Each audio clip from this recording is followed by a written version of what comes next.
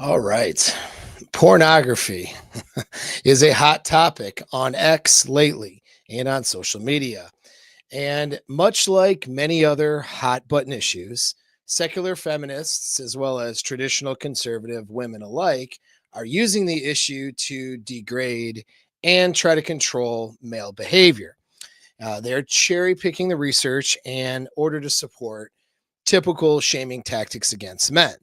That said, the data is clear that pornography can be harmful to men. And so, where is the truth about this, and where does the research actually lie? So, that's what we're going to talk about today. All right, we're going to examine pornography through a scientific and relational lens, what the research actually says, and what it consistently fails to address. And we're also going to do that by addressing a tweet and a little bit later from a traditional conservative commentator who has been facing off against, well, just pearly things for one, and other people on the internet on this pornography issue. So I'm not getting into her internet drama, but we're going to look at her tweet and break down some of the things that are being said about porn and what is true and what isn't true. All right. We know from neuroscience that high frequency of pornography exposure activates the same reward pathways involved in behavioral addictions. Studies from Cambridge, Max Planck, and multiple peer reviewed journals show changes in dopamine signaling, reward sensitivity, and changes in sexual arousal pattern from excessive and frequent porn use. We also know from clinical data that pornography can contribute to sexual dysfunction, especially in younger men.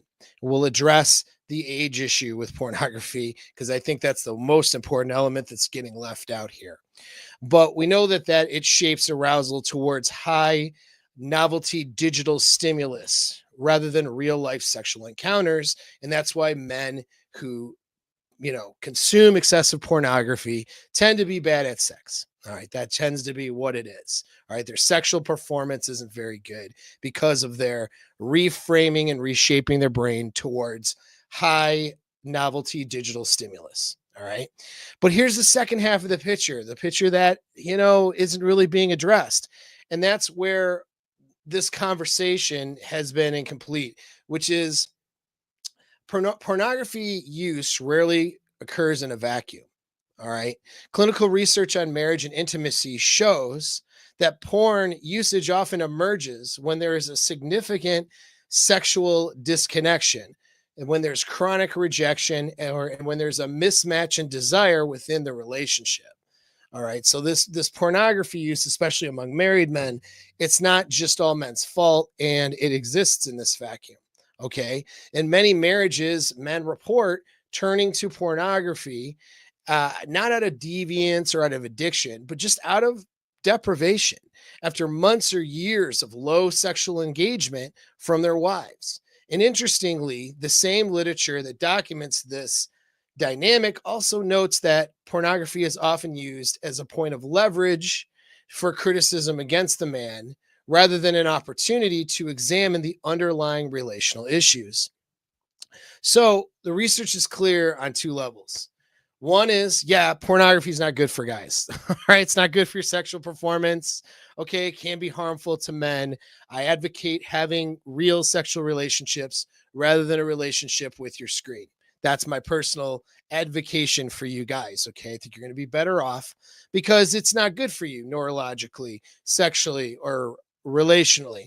But at the same time, we got to notice and we have to say something about the shame narrative around pornography that is often used as a mechanism for control in marriages and in relationships. And it's used as a mechanism of control where intimacy is already broken down. And that's often due to the woman withholding sex from her husband. So we have to recognize that other thing. Okay. And so we're going to look at all this stuff. All right. From a neurobiological psychological and relational factors, and the power dynamics, which is rarely mentioned between men and women, so that men can understand how not only pornography affects them, but also why it's showing up in the first place. All right. And so let's go down the rabbit hole. If you guys got any thing to say, throw it in the chat. I always try to respond to those. Those little super chats or stickers help the algorithm, but any participation from you will help the algorithm. I am algorithmically suppressed all the time as a channel that advocates for healthy relationships and a positive masculine identity. Sometimes my messages and narratives don't fit the political values of companies like YouTube and in places like California. So I get, algorithmically suppressed. I'm working to try to work within the rules to not let that happen, but you guys can help me with subscribing to the channel, liking, any comments in the comment section or in the chats. Those things help, and any of those little super chats help too. So appreciate that. I'm actually going to move into a little advertisement, if you guys don't mind. It's only 2 minutes. Hopefully you like it. It seems like it'll be cool. So I don't know. Let's see. Here's a little ad here, and then we'll get on with the topic. Psychopaths are evil, but they are successful. And not because they're evil. They're successful because they're effective. The average man is drowning in overthinking, fear, people pleasing, and hesitation, while the most ruthless personalities walk through life winning, while you are struggling and you are losing. But here's the truth. You don't need to be a psychopath to win. You just need to learn the traits that they mastered and use them without being immoral or having poor ethics. Focus so sharp that it cuts through distraction. Charm that bends social dynamics. Resilience that makes you unshakable. Ruthlessness, but with empathy for others. The ability to say no without guilt. Fearlessness in the moments that matter. Mindfulness that kills anxiety, and action taking that separates leaders from followers. This isn't about becoming a terrible person. It's about becoming powerful. Someone who leads, someone women trust and desire. Someone who commands his world instead of just reacting to it. And that's why I created the Psychopath's Playbook, a complete system for the good men, the non-psychopathic men, but for men who want the results without becoming evil, and without wasting years of trying to figure it out alone. This is an inner game course that will allow you to tap into that thing that you have been missing, that thing that's inside of you that will allow you to make more money, seduce women, and succeed.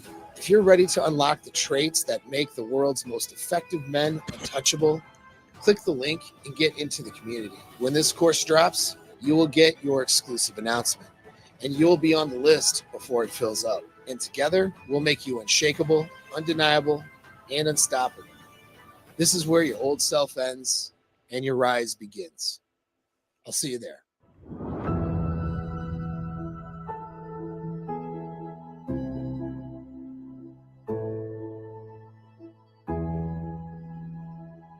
All right.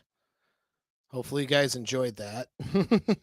So you got to get into my community to have access to this, okay? When I actually launch the course, I don't have the launch date yet, okay? I'll open for enrollment and then I'll close enrollment. We'll run it just like a college semester, okay? And that way I can limit the numbers and put a high number of attention into those who have signed up.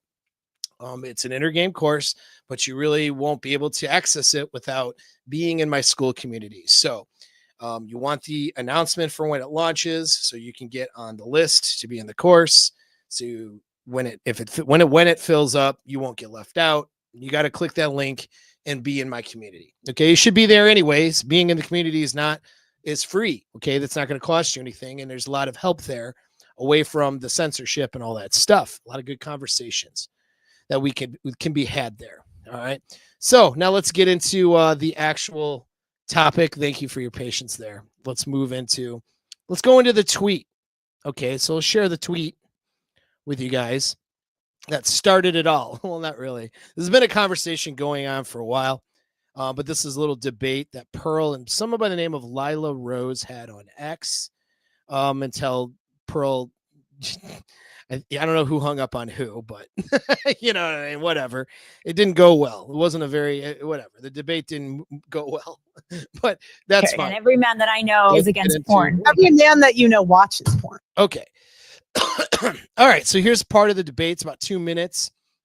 Pretty interesting. All right, let's move in. And then I'm going to play it without my commentary, and then we'll go through the tweet. And then I'm going to talk about the reason why this is important is because, and this is, again, I'm not going to criticize anybody really, like, personally here. Layla Rose, though, is, I don't disagree with all of her positions, just to be clear on Layla Rose. It's just that she's repeating a lot of the same things that are used, the shaming tactics against men, whether she is doing it intentionally or not. I don't think it's intentional. I don't think she thinks she's doing that, but that is what is happening. That's the net result. And some of those things are just not very clear or true, and we need to clear that stuff up here on this stream, okay? I doubt she will watch this stream, but if she does, hopefully she takes it as a way to improve her message, not as a criticism or a slam or anything like that. But okay, let's look into this here. Let's hit the play button. That's not true. I mean, we could live in like delusion land. Okay. And every man that I know is against porn. Every man that you know watches porn. That's not true. I mean, we could live in like delusional land, or we could be realistic. Most men have consumed porn at one point in their life. That's different from saying they are watching porn. I mean, we could play semantics. The social data shows that porn doesn't help men. This is the Christian teaching to have chastity. This is something that is possible. This is a law that comes from God himself. Are you Catholic, Pearl? What's your faith? Do you have a faith? Why not let God say it? Pearl, do you have a faith? If I did have a faith, I certainly wouldn't use it to build my brand online. If you don't want to share, that's fine. But I would not use it to build my brand online. But do you have one? I want to go back to the question. Are you dodging me, Pearl? I want to go back to the question. You can just say you're not comfortable answering. Do you think it's in your place as a woman? There's men overseas deployed fighting for our country. Do you think it's in your place as a woman to tell them that they should not watch porn? Go ahead. Again, Pearl, it's not like my opinion. First and foremost, I'm a Catholic. This is the teachings of the Catholic Church. This is not Lila Rose's question. I'd really just like you to answer the question. Do you think it's in your place as a woman? Pearl, muting your guests is a very disrespectful thing to do. Okay, and I'm going to do it again. I'm not going to be able to have a conversation with you. I don't think you're acting in good faith right now. I'm going to have to end this stream with you if you're going to continue to mute me. Otherwise, I'm happy to continue. So it's up to you, okay? I'm always waiting for these like feminine women to show me their submission, and they just never can. So are you going to continue to mute me during our conversation, or is it going to be a good faith conversation? If you overtalk me, I will mute you. Yeah. Okay. I think we're going to have to close out then, because I think you need to let your audience decide who's over talking who. All right. See ya. I didn't leave. No, I didn't leave. Okay. Anyway, so there's a little drama there. But now, okay, it's actually interesting if you guys go watch over on Pearl's channel the beginning part of the debate, because the point that she makes, that Pearl is making, that gets missed. And I don't know if this was cut up. You know, Pearl looks kind of like a dick here, right? Like muting her and stuff like that. But there's a lot of lead up to that. So I'm going to let you guys decide if you decide to go over there and watch the drama of like who's really wrong, who's right. But the point that Pearl makes here is that why is it in her place to try to tell men what to do? And she makes the point that when women feel like they are in this position to tell men what they need to be doing and not doing, you're basically a feminist. It doesn't matter if you have the traditional conservative hat on, and if that's your brand and that's, you know what I mean, what you're doing to get popular. If you think it's in your place to sit here and tell men what they need to be doing and tell men what to do, what not to do, and all this stuff, then you're really not a feminist. Do you know what I mean? And you don't understand or respect a social hierarchy between men and women, where men are the leaders, so to speak, in relationships and in society. And so it's an interesting point. And then Layla in the conversation talks about men and women being equal and all this stuff, which is the exact same rhetoric from the feminist community. I don't get too caught up in a lot of that stuff. I mean, it's a complex question, but there is a hierarchy, and certainly in a relationship, there's a dominant element and a submissive element, and we're genetically wired for the man to be that dominant element. That's the genetic wiring. I'm not telling people what they need to do or what they should do, but I'm telling people what they need to do to be successful. Stop sharing that for a second. I'm telling people what they need to do to be successful in relationships. I'm sorry, I'm reading this comment. It makes me laugh. Lady drama over porn. Yes, indeed. Happy Thanksgiving to you.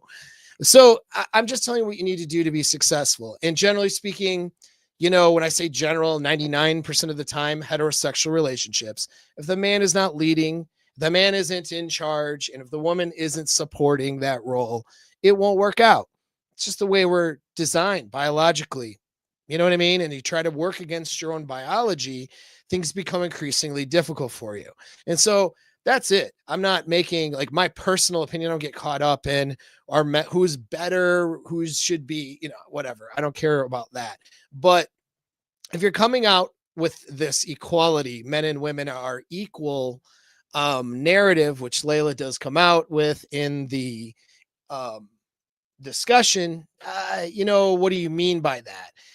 I mean, you can say broadly, loved equally by God. If you're making a religious argument, then you better say that, because equality isn't real. All right. It just isn't. You know what I mean? If I'm in a room, guy or girl, some of those people in that room have things that they do better than me, and they have things they've accomplished that are more than me. And some of them I've accomplished more, can do better than them. I mean, there is no real equality. We can strive for fairness and for having a fair way of treating each other and a fair way of respecting each other. But there is a hierarchy system in society as well as in relationships. And if you're coming out with, well, as a woman, I'm equal to a man, and therefore I should be able to, which is funny. They say equal, but then they feel like they need to tell men what they need to be doing, which isn't equal. That's authority. So there's this covert authority that women think they have over men. And it's rampant in the Christian community. It's rampant in the traditional conservative areas of whatever you want to call it, the world, the internet, society. And that's something that needs to be noticed, because it's the root of why we're failing in relationships and why there's this weird gender war that's going on. It's the root of why we're moving into what I believe is the fifth wave of feminism, which is completely outsourcing sexual and emotional needs to technology, and then having a loneliness epidemic. Not just the loneliness epidemic we're noticing for men, but for women too. Women are pretty lonely right now. All right. Not just guys. And so that's the fifth wave.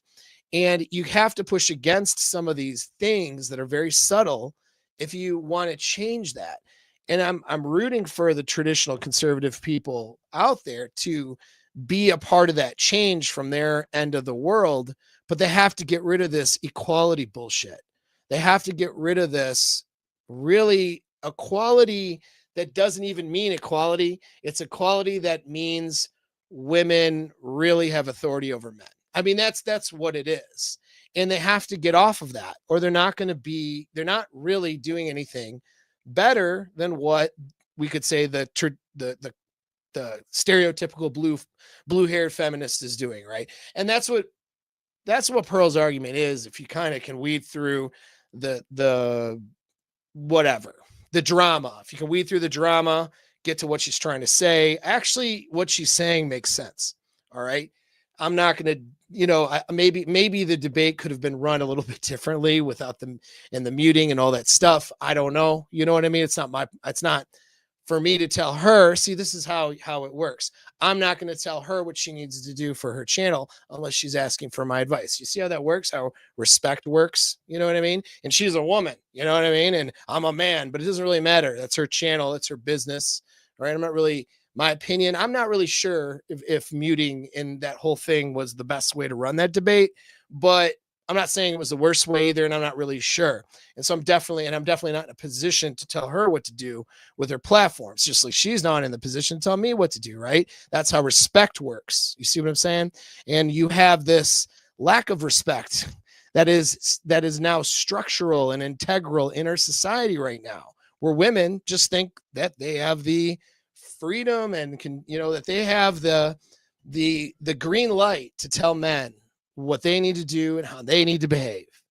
I talk about the behavior of women in both a positive and negative sense, in a general sense in my channel, but I'm advising men on how to date them, how to have healthy relationships with women, what choices to make, that sort of thing.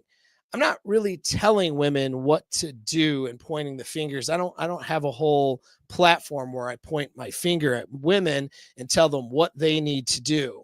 If they're asking for my advice, I'll provide it, but there is a difference between those two things. And sometimes it does seem like people who I agree with in a lot of ways are doing that, right? They're just pointing the finger at men and telling them what they need to do, right? As if they're in the position of authority. And that is the gynocentric social order, where men are constantly appealing to the perceived authority of women. This is where simping comes from. This is what simping's about. Okay, but this is even in the churches, even in these traditional conservative communities and households, it's, whoa, the wife makes the rules kind of bullshit.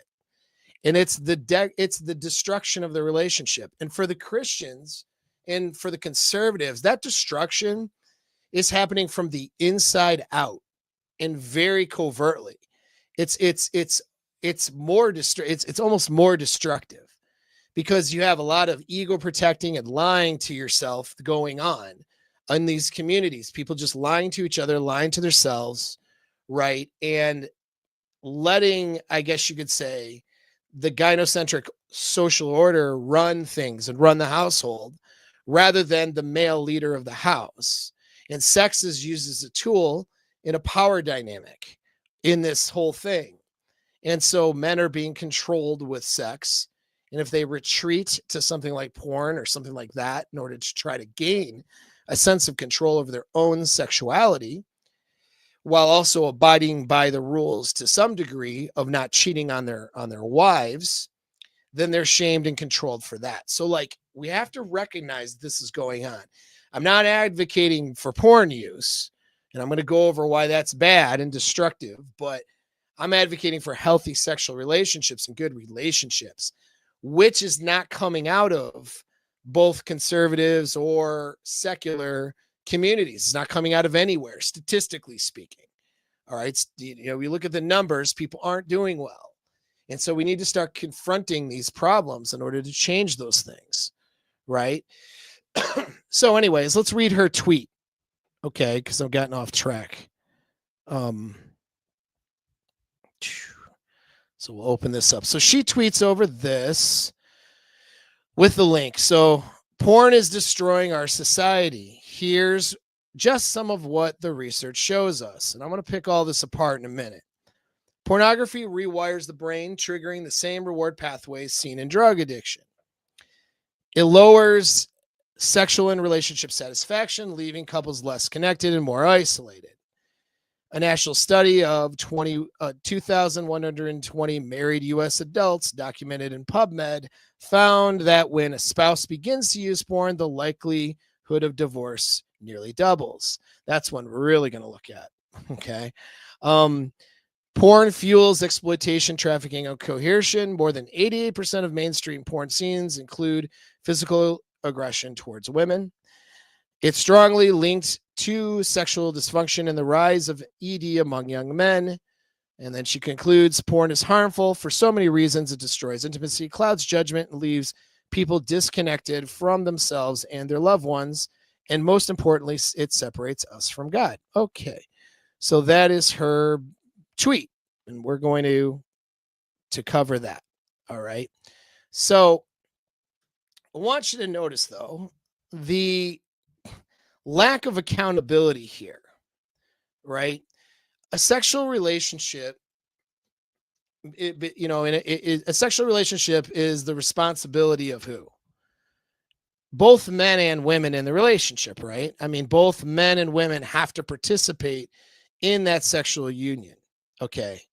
So pornography use is a convenient way to shift that accountability, a thing that women in 2025 are experts at doing. It's like the expert level shift of accountability for much of the, many women. Okay. A lot of fucking women. All right. I don't know what to say. I'm trying not to generalize because I know there's a lot of women who do have accountability, right? There's a lot of them. Okay. But the women who have accountability, who are, by the way, going to do much better in life, they're going against the grain of the social narrative. So when I say women have no fucking accountability, what I'm saying is most women who are following the social narrative, okay, there's a couple women right now on my channel who I know have accountability because I can tell just by the way that they post and the way that they comment and their interest. They wouldn't even be interested in listening to me if they had zero accountability, right? So there's plenty. My girlfriend has accountability. She does pretty well in that department. There's lots of women out there who have it, but they have to push against the social narrative for that accountability. Okay. And blaming porn use, which correlates or translates to male behavior, all right, and saying that's the reason for the destruction of the marriage and all that, right? If we're generalizing that badly, which a lot of these types of posts and tweets sound like they are, we're just shifting accountability away from women. And the very, very simple solution to porn addiction, particularly in a long-term relationship or marriage, is start having sex more. Like that is the answer. And it's so funny to me, the mental gymnastics that people on the internet and women will do, and marriage counselors and experts and religious leaders and everybody else will do great feats of gymnastics in their minds to avoid saying, have sex more. Women, bang your husbands as a solution to a lot of problems. They won't say it. They avoid saying it. They avoid that accountability. They avoid the fact that men are turning to porn in marriages, usually because their wives aren't banging them, aren't having sexual intimacy with them, not at the frequency that the guy wants. It's at the frequency that the girl wants and at how she's feeling that day, right? The woman gets to be in charge because if the woman's not in charge, you're a misogynist. Okay. You're an abusive man. You're a terrible man. The woman doesn't get to covertly be in charge by saying, well, we're equal and 50-50, but then she's the one who makes all the decisions as to when sex happens, how it happens, under what conditions, and what we're having for dinner tonight, and what we're going to do this weekend. And it keeps going, right? But it's 50-50. Okay. So as long as we keep fucking doing that, you're all going to fail. That's it. It's a failure. Okay. It's this fight to make men subservient. And what a convenient way to do that than to use and take sexual behavior in relationships, blame it on the men while neglecting the fact that the women are not having sex with their husbands, and then make it all about porn use. Not that porn use is good or healthy, but that's what we're doing, right? It's like if a girl is starting a fight with a guy every single day, like literally starting the fight and being a problem every single day when he comes home from work, and then he starts going to the bar instead of home right away to have peace and quiet for an hour and a half, right? What would happen in that scenario?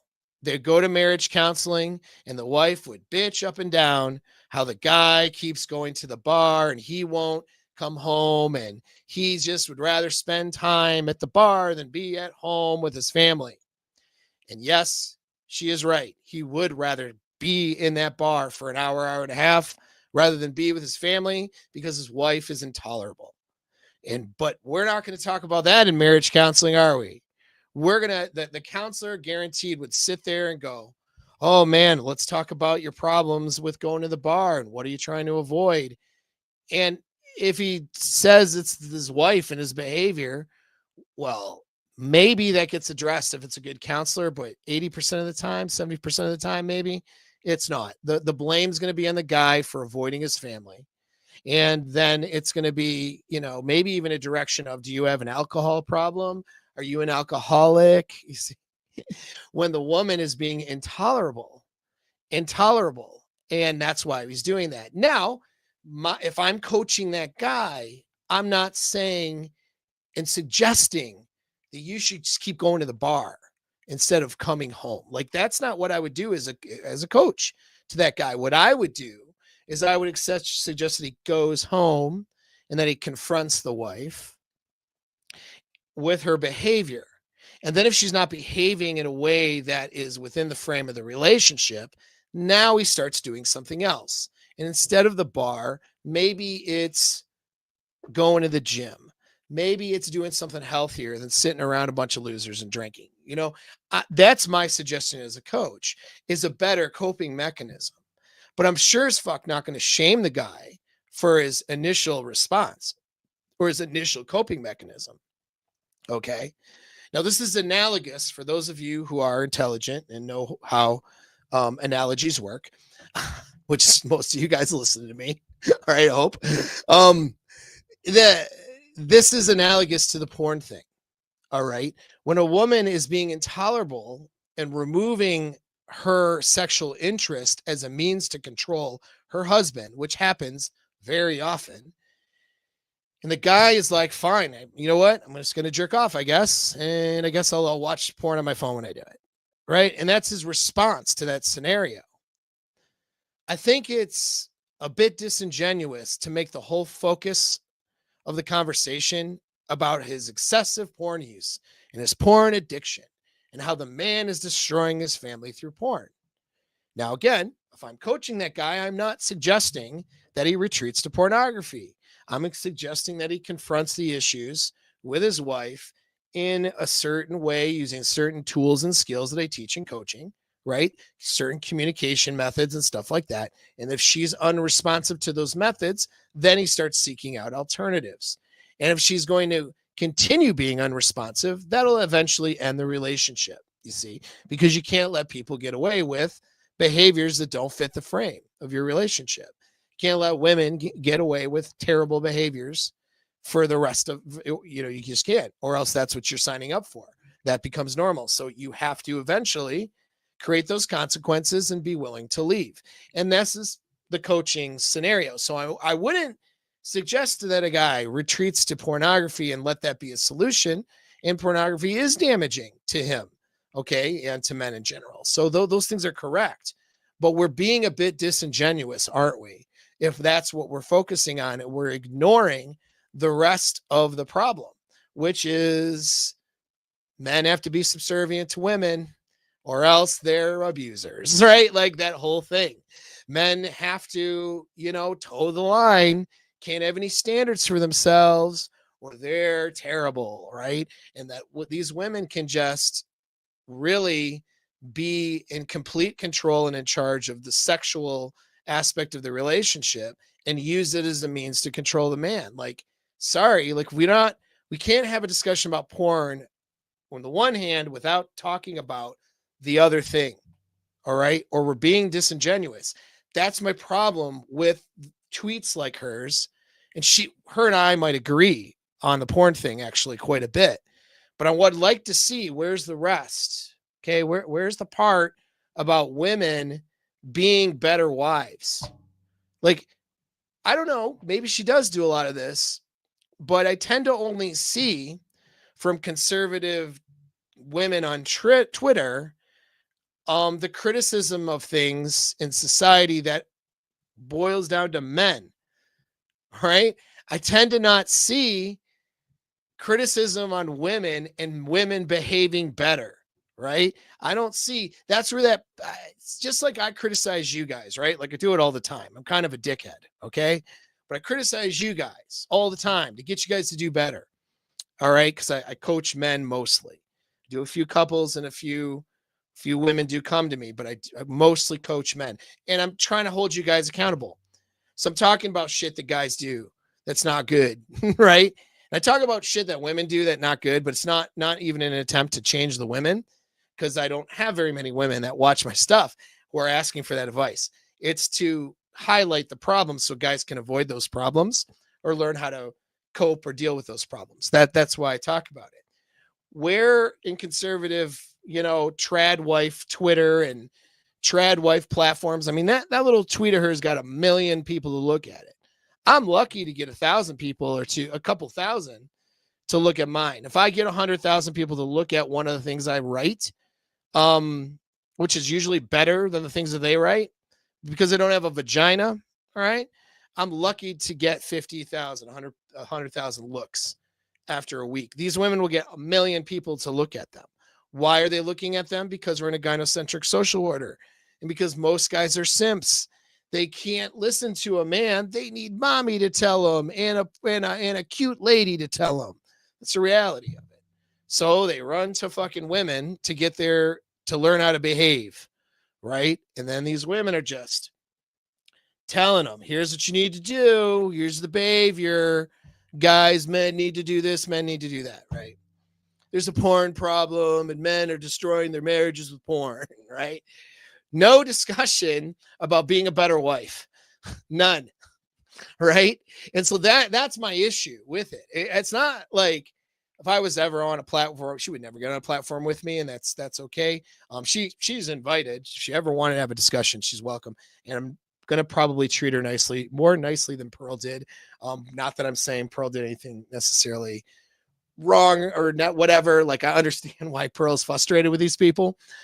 Because I get it. I share the same frustrations where it's like they don't even see what they're doing. You know what I mean? They don't even see that they're not being the example of submissive, feminine women at all. They're not, and their platforms seem to be dedicated. Again, I've not gone through hers with a fine tooth comb, so maybe she's more balanced. I really don't know. So I'm not trying to, like I said, I'm not trying to criticize her because I don't know. Only know of her from this little thing that just happened, right? But I tend to only see, and it could be an algorithm thing, but I tend to only see these women mostly criticizing male behavior. I rarely see, I mean, if I see it, I'm sharing it and I'm giving it a big fat thumbs up, like, hey, this is cool, but I rarely see these women criticizing the behavior of women. And there's a lot of bad behavior in women today. There's a lot of women out there that are doing things they shouldn't be doing.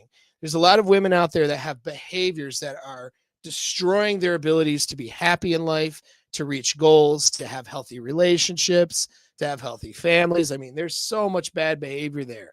And I'm only seeing, like, I don't see that criticism coming from the very people who should be criticizing them, which is the trad wives. The trad wives should be saying, hey, ladies, let's do this. I don't see as much of that. You know what I mean? Not really. I see a lot of like, I'm a good wife. I'm a good person. Look at all the things I do that makes me awesome because I'm so good. I see that sort of narcissistic, egotistical type posting from the trad wife world a lot. And I guess we could argue they're trying to provide an example in that way. I don't know. It seems to me, though, that they're really more or less trying to compete in the sexual marketplace by saying they're a better quality of woman than the other women out there. That's what it seems like to me. Like, when I'm trying to help men out, I'm talking about behavior that men need to change. I'm not saying, look at me, I'm this cool dude who does this cool shit and I'm a man and I'm masculine and I got a hot woman and I do this and I drive this vehicle. Look at me, look how cool I am. You guys are losers. That's not really my narrative. Now, I know there's some men's coach that kind of take that angle. I don't really agree. That's not really my angle. So me being narcissistic on the internet, I can now turn around. If I were doing that, which I don't do, I can't argue now that that's what I need to do to help wake men up and change them. That sounds a little crazy. So it works that way with the trad wives. These trad wives, I see a lot of narcissism. I see a lot of posts of, look at the cool things I'm doing in my family. And some of that's just sharing stuff, which is okay. But I mean, it has to do with scale, right? So there's a high scale of look at me being a good wife, right? Look at me being this great person. And then there's a huge cohort, like I said, millions of men, millions will hard and and you're such a good woman because they just want to live out the fantasy through women. There's just absolute simps. That's what we have now, right? So it's just simping. Oh, you're such a great wife, or whatever. So that's what it is. Everyone's LARPing, And then when they actually make social commentary, it's, men are destroying their relationships with porn. That's the social commentary.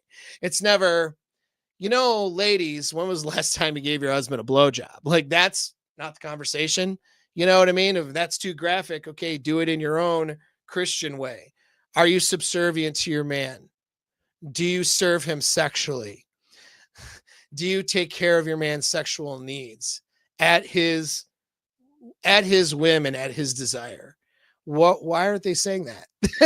You see what I'm saying? If they said both, I would be like, okay, cool. I'd be recommending their platforms. I'd be like, this chick is really based. She's talking about how women need to show up better for their men, how they need to be more sexually available, and they need to foster a good sexual relationship. And she's talking about the negative aspects of porn. Like, awesome. Like, go check her out. Like, I would be supportive of those platforms, but I can't because you're not seeing the other side. And so when you see, I could say, the code in the matrix here, right? Whatever, want to use that analogy, but when you can see the truth for what it is, this is really just shaming stuff against men. That's what it is. Something that is negative for men, which is pornography, is being used as a tool to shame and control male sexual behavior, and that's just what it is. All right, so let me break down some facts here. I was going to make this more research driven, and it just got into my rants, but that's fine. What do we got here in the things? All right. Hopefully you guys see my StreamYard's doing weird things, so hopefully you guys can see my screen okay. If for some reason my screen looks weird, just let me know. But it looks weird on my end anyway. All right, let's fucking go, bro. Okay. T Diamond says pornography has been a part of the human experience since the beginning of time. Drawing titties on cave walls. Hell yeah. Yes, it has been. All right. I'm single and I like to watch once a month. Okay, well, we'll talk about that. Evangelical church women who are close to 30s and overs, lots aren't dateable. Lots of Lila Roses out there. Okay.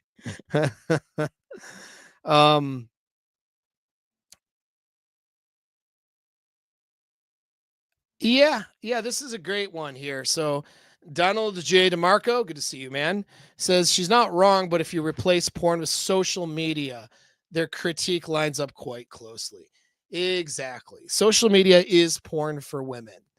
Okay, so the damage that social media causes to women, and it goes once again, why is there not a post about, hey, ladies, if you're mindlessly scrolling on TikTok, instead of having more useful hobbies and taking care of your husband and your children, then you're probably damaging your brain. Where's the brain damage talk about women scrolling mindlessly on reels and TikToks instead of paying attention to their families?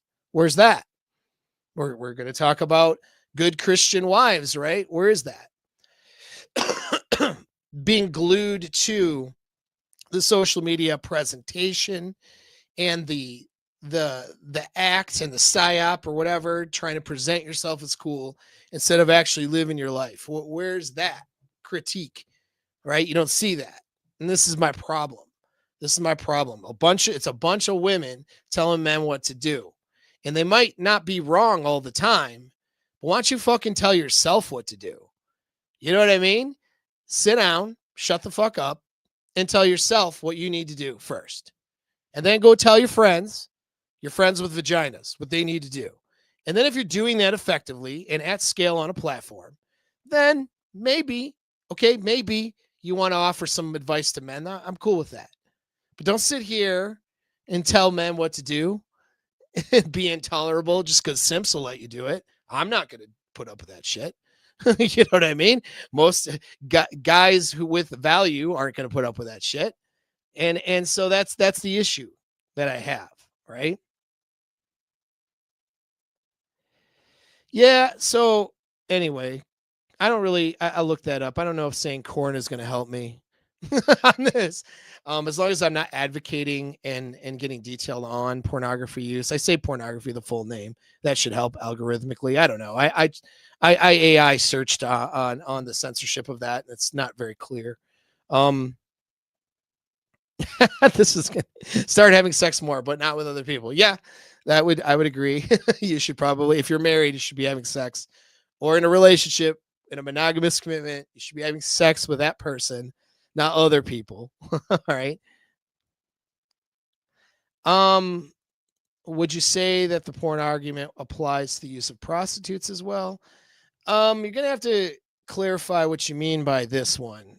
Does the porn argument addiction apply to use of prostitutes? I mean, using it does, and I mean, I don't know. So you got to clarify what you mean here, because um, I mean, using prostitutes rather than learning to foster genuine desire in a woman who wants to have sex with you because she wants to have sex with you, not because you're paying her. I think it's very damaging in different ways than porn. And I think that there's a lot of social ramifications and risks. Like it's a lot less riskier to withdraw, you know what I mean, with into your computer or whatever and watch porn that way versus going out and calling and seeking out an actual prostitute. There's a lot more inherent risk in that. Um, and so I would have to argue the prostitute thing's probably worse. I don't know. They're not good, and guys, I mean, I'm saying, well, guys are retreating to I mean, I'm saying like a married guy retreating to a prostitute because his wife won't bang him. Uh, I would have to say that that's probably more damaging in a way because you're just opening up a lot more risk, you know what I mean, into your life and some of those things. Because a lot of these prostitute situations can go very badly, right? There's potentiality for disease, extortion, getting robbed, ripped off. I mean, there's all kinds of potential problems there. And so anyway, I mean, I'm not sure what you fully mean by that, equating the two.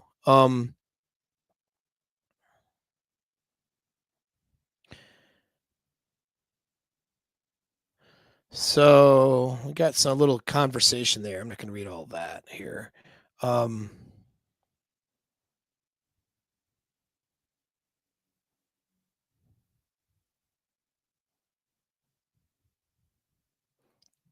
so this is interesting. If your wife is being bitchy and starting arguments every day, what is the male accountability? What is the man accountable for in his wife's behavior? The husband seems dismissive and unhelpful. Well, we don't know that though. So was he dismissive and unhelpful the entire time, or like what you're dealing with men and women is a lack of tools and skills for communication and coping. All right, so in this scenario I illustrated, yeah, no, the guy is accountable for trying to communicate with the wife, but if she's starting drama and problems all the time, there's accountability on her end, obviously, to not do that. So it does go, there is a degree of accountability on both sides there. But maybe he's tried everything or thinks he has, and maybe she's just being intolerable because that's how she's conditioned herself to behave, and so his coping mechanism is to just not come home right away. I mean, maybe that's the strategy. I'm not saying it's the best strategy or a good one, but that's what it is. Does he have some degree of accountability? Yeah, sure he does. You know what I mean? He does. And this is why, like I said, if I was coaching the guy, I would advise him not to do that. Like if a guy is like, hey, I'm not having a very good sexual relationship with my wife and I'm watching porn all the time, right? we're going to address the whole problem. And if I'm coaching the guy, I'm going to help the guy with the parts he is accountable for. I'm going to train him how to seduce his wife. I'm going to train him how to communicate better with the wife in order to open up these, not just discussions, but just behaviors. Do you know what I mean? We're going to diagnose the problem. Where did the sex drop off? Has it always been bad? And now you're just getting upset about it. Like, what's been going on there? So we diagnose it. We start coming up with solutions, which involves the man doing things to try to change the circumstance. And the reason why is because if I'm coaching the guy, I can influence that guy's behavior. I can't directly influence his wife's behavior. She's not in session with me. I can't tell her what to do to get better results. So I have to do it through the guy, which means it's all going to be focused on his behavior. So in coaching, that's just how that works. But generally speaking, there's some level of accountability for what to do right or optimally on both sides, but you can't, behaviors don't exist in a vacuum. So you can't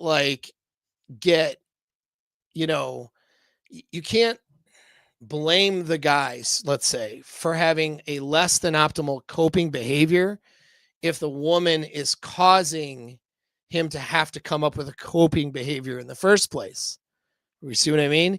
So just because the guy's coping behavior may not be the best one, that doesn't mean that she is absolved of all guilt and accountability. Because if she's doing things to create a situation where he has to cope to begin with, she has to evaluate that. Now, maybe he did something to create the situation for her to act that way, which then causes him to act the way he's acting to cope. You see, where does it start? Who knows? Okay.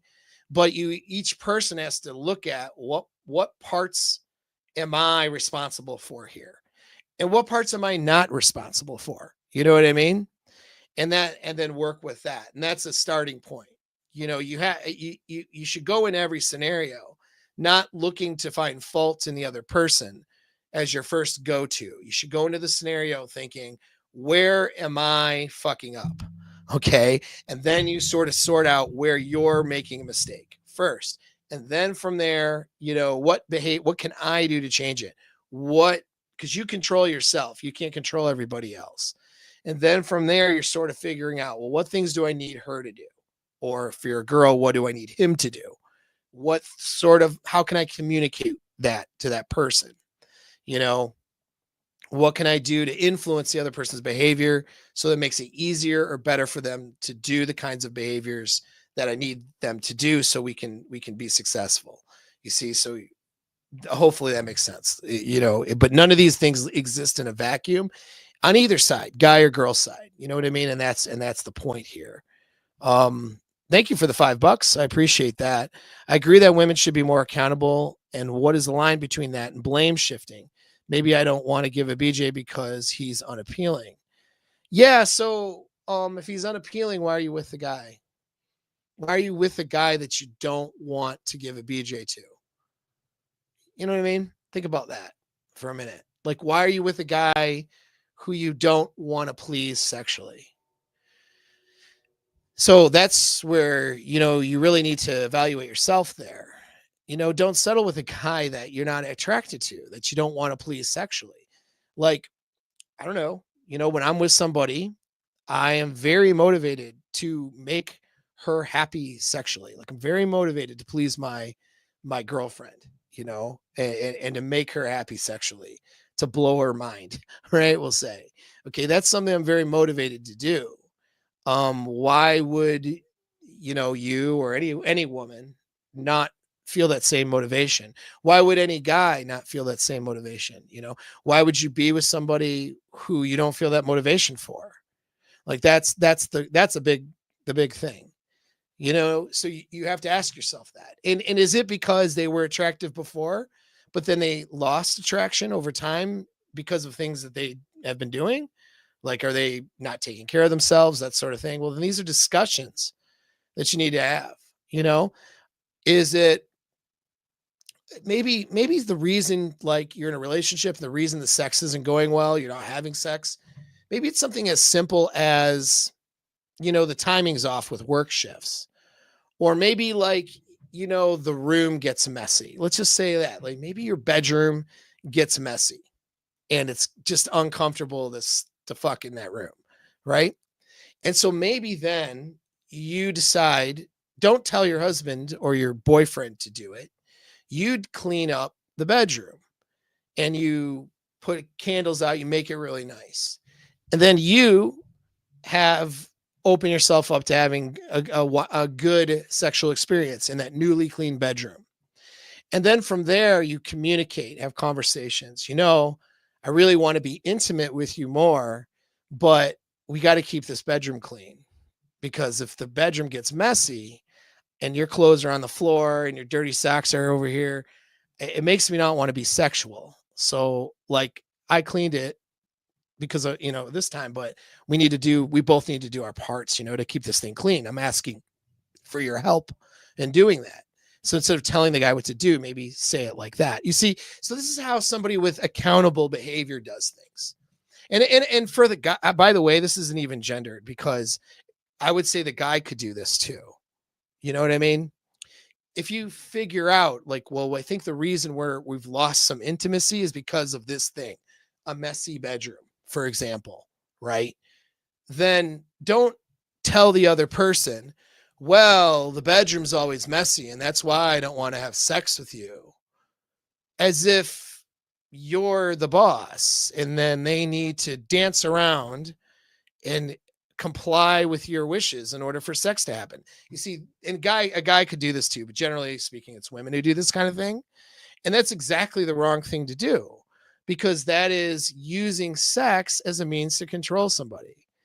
Well, because then that turns into, if you helped me around the house more, or if you came home at a decent time, instead of hanging out with your friends on Thursday, we could have sex on Thursday. Or if you took me out more, if you bought me more things, you get what I mean? Like, all of a sudden it's too easy to go, what are my list of demands that I can just puke out to this guy and then withhold sex until he meets my demands?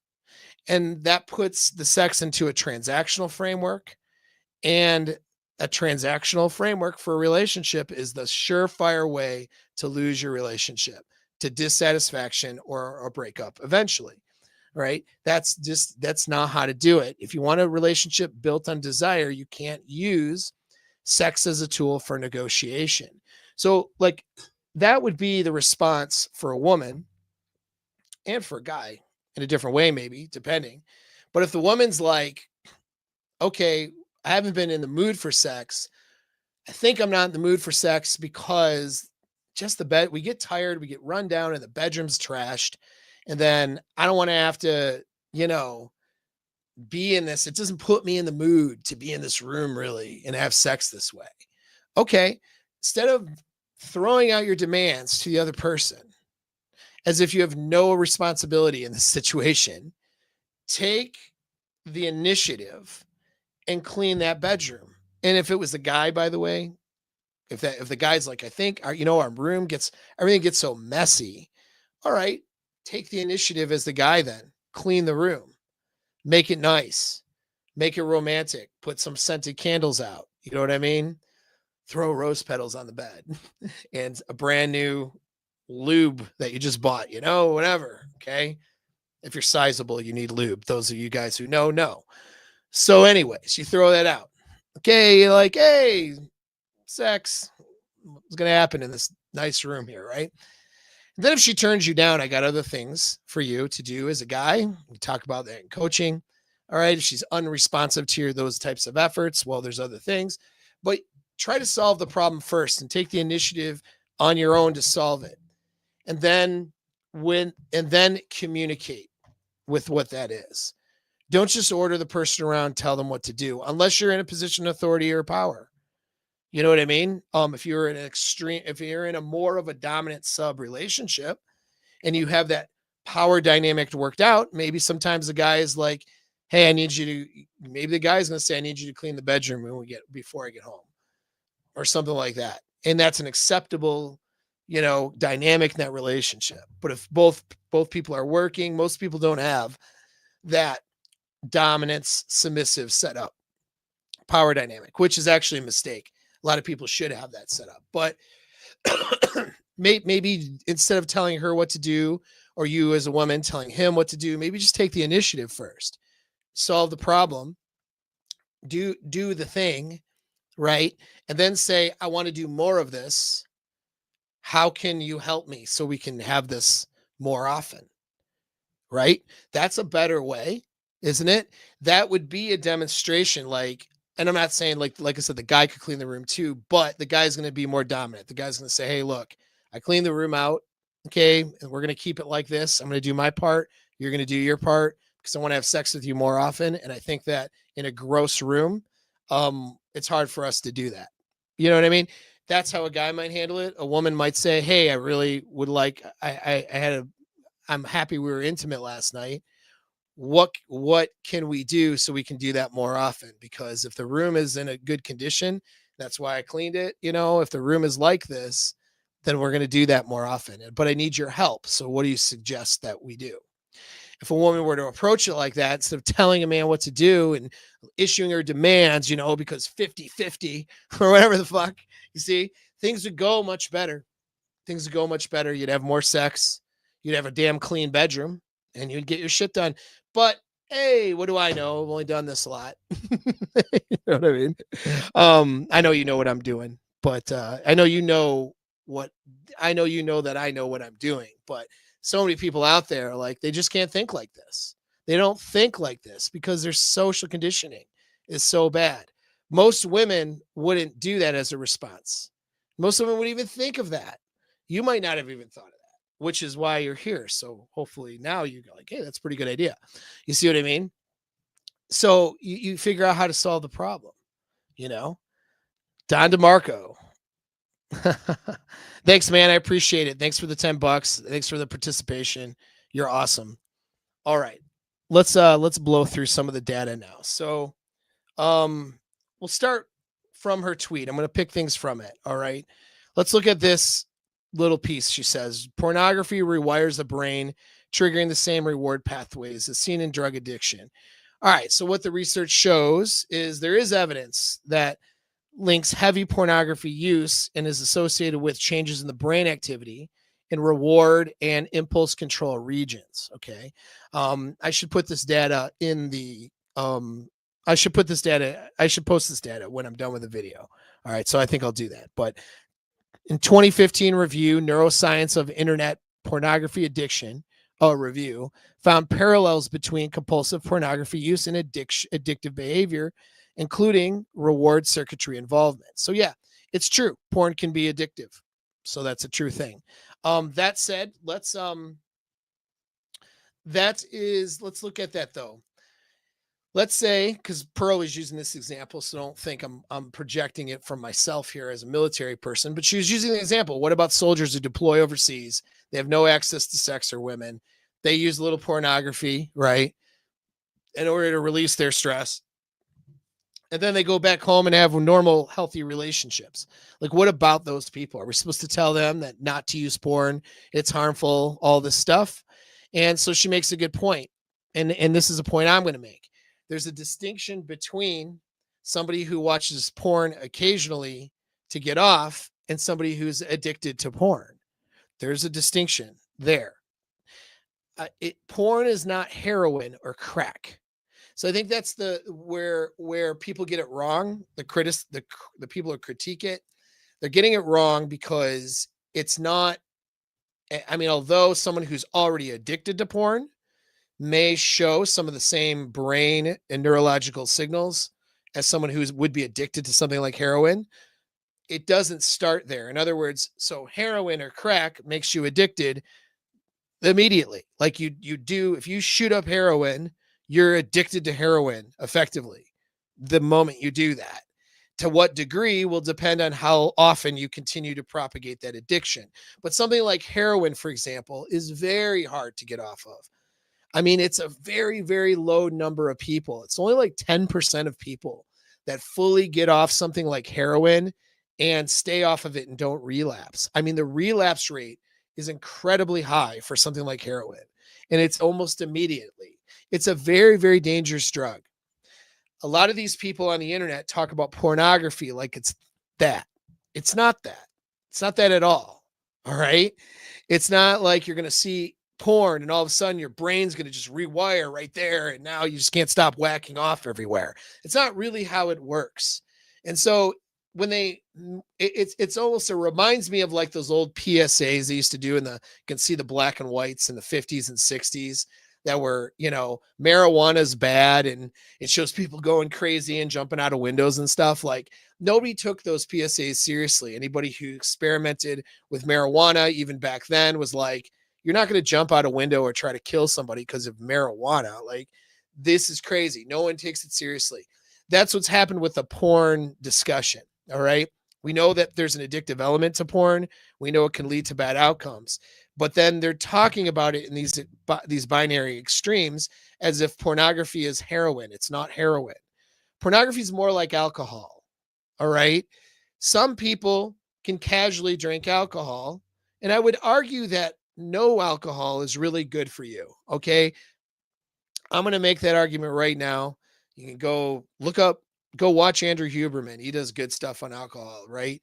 It really isn't a good outcome from alcohol. All right. And I'm not judging it. I don't drink alcohol, but I do smoke cigars. Is a really a good outcome. I can argue that the nicotine is good and neuroprotective and good for the brain in my cigars, for example. But the delivery method for that nicotine through a cigar is unhealthy. There's no getting around that. All I can do is, not smoke cigars very often, which I don't smoke cigars very often. It might amount to, a couple times a week now, maybe once a week. And so that's not too bad. I'm not smoking every day or something like that. Right. It's a little thing that I do that's bad for me that I enjoy. All right. That's what it is. So that's what cigars are. Alcohol. Some people enjoy alcohol. It's a little thing they do that's bad for them that they enjoy. It's not heroin. Okay. Some people can do a little bit of alcohol and it doesn't affect them very much. Just like there's a lot of people who can do a little bit of pornography. It's not really that effective on them. All right. That's the reality. And I'm not advocating for porn use, but I'm saying let's bring ourselves down to reality. There's this other cohort of people, though, who, when they get involved in pornography, especially when they're using that as a substitute for real relationships and connections with people, they go down a rabbit hole of addiction. They're the alcoholics, so to speak, when it comes to that. If you were to do a brain scan on somebody with severe alcoholism, those corrupted neurological pathways are going to look the same as somebody heavily addicted to heroin. Okay, so the reward system gets affected the same way when somebody has a heavy addiction. So you can throw pornography in there too, but that doesn't start that way. And most people, it never gets there. Now, today, though, in 2025, an increasingly higher number of young people have gotten there. And that's because they're starting pornography use so young. That's the real danger. Okay. And I'll get to that point with different stuff. All right. So, but the research does show it, but we have to add the nuance or you end up with binary extreme thinking and it ends up being stupid. You know what I mean? So, the nuance needs to add is, okay, so rewiring their brain, that sounds definitive, broad, and permanent. It really isn't. Your brain is neuroplasticity. Okay. Just so you can wire it in a bad way with porn, you can also undo some of that. Okay. But that research of that rewiring is associated correlationally with high use in compulsory groups. So somebody watches porn now and again to jerk off, for example, like the example Pearl uses of the guys going overseas. Most of those guys who are deployed have to work and show up for mission, whatever it is, okay, whether they're combat or non-combat. They got missions they got to show up to every day. They got duties every day. They can't sit there for 5 hours a day jerking off to porn. They don't fit. Most of those people will not fit in the compulsory group. And again, I'm not saying porn is healthy, but we need to sort of temper what we're doing here. I would say alcohol is not healthy, and I make the case to not have it in your life, and it is a benefit to not drink. I really think that. But I'm not going to shame people who have, who enjoy a cocktail once in a while. You know what I mean? Because we have to look at this reasonably, right? And that's the thing. If you're not looking at it reasonably, as most of the anti-porn people the approach they're taking, they can't be taken seriously. You know what I mean? They're not being taken seriously. And that's the problem, is that, you won't make an impact because you're not being honest. If you lack integrity, even for good reason, like, it's good to not consume porn.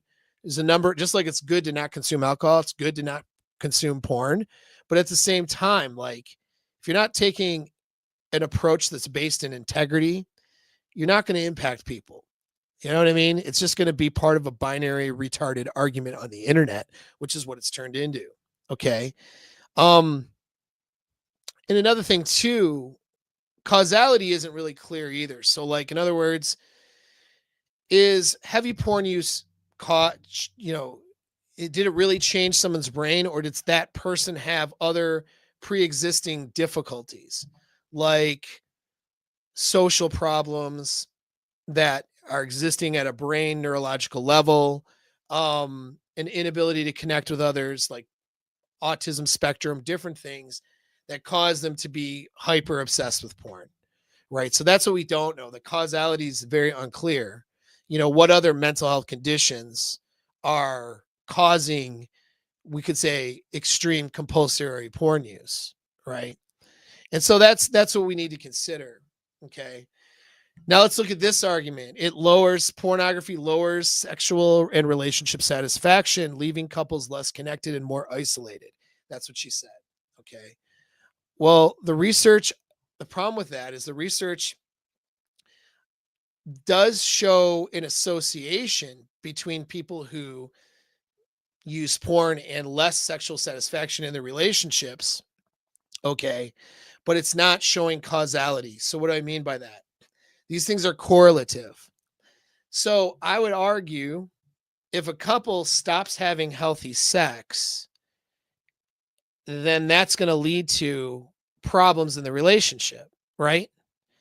So if a couple stops having healthy sex and then the guy is watching porn in order to get his sexual needs met, and she's withholding sex and either become asexual or seeking out maybe she's seeking out vibrators, right? And other things for her sexual satisfaction. Well, what's the problem, right? The problem the porn? Maybe the problem is her vibrator use. Maybe women are addicted to vibrators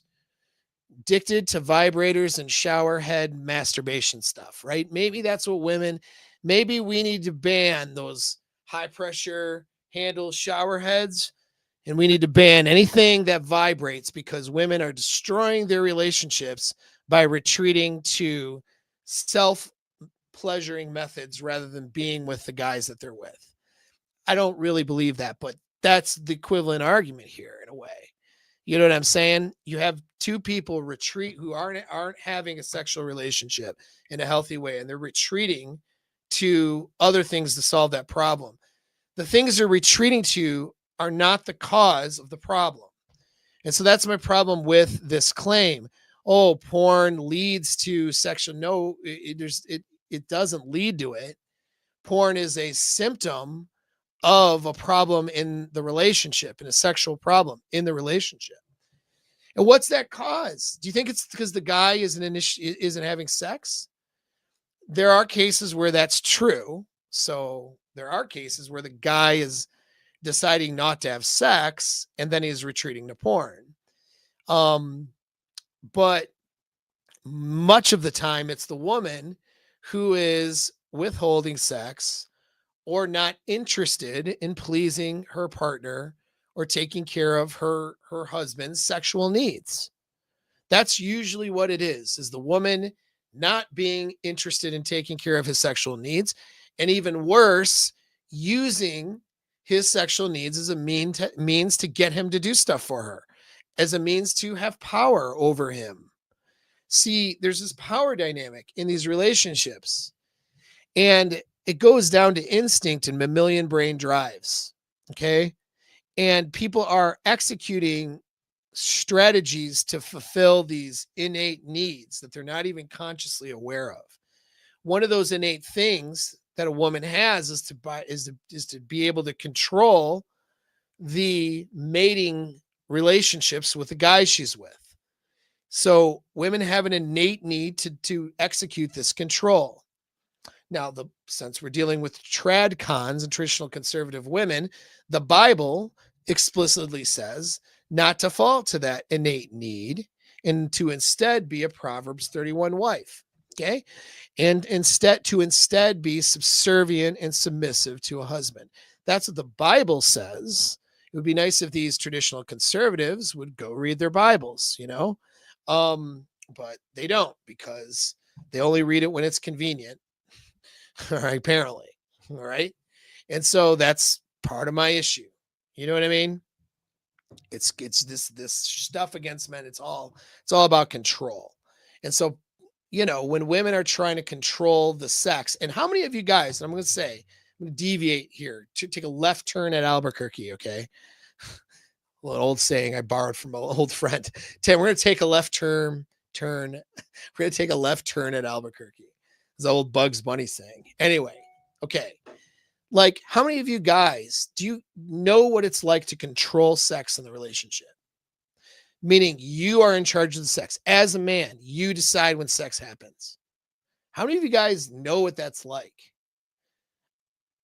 Most of you don't, and that's okay. But most of you have not had the experience where you're in charge of sex, where you control the sex. You say when and how and what's going on. She gets a safe word, and she's not allowed to say no. She's allowed to use a safe word, and she's allowed to plead her case. If she's, and it's up to, but not that she has to plead her case necessarily. You're usually empathetic and noticing what's going on with her. If she's not feeling well, if she's got cramps from, that time of the month, or she's exhausted, or some of these things, you as a man are going to say to yourself, now is not the best time. I'm going to have a little bit of sexual discipline, and maybe I'll have sex with her in the morning after she's had a good night's sleep. Or maybe I'll do it in a couple of days when she's not feeling under the weather, right? Like you might execute that as the man, right? But she's not saying no. She's not allowed to. That's the rules in the relationship.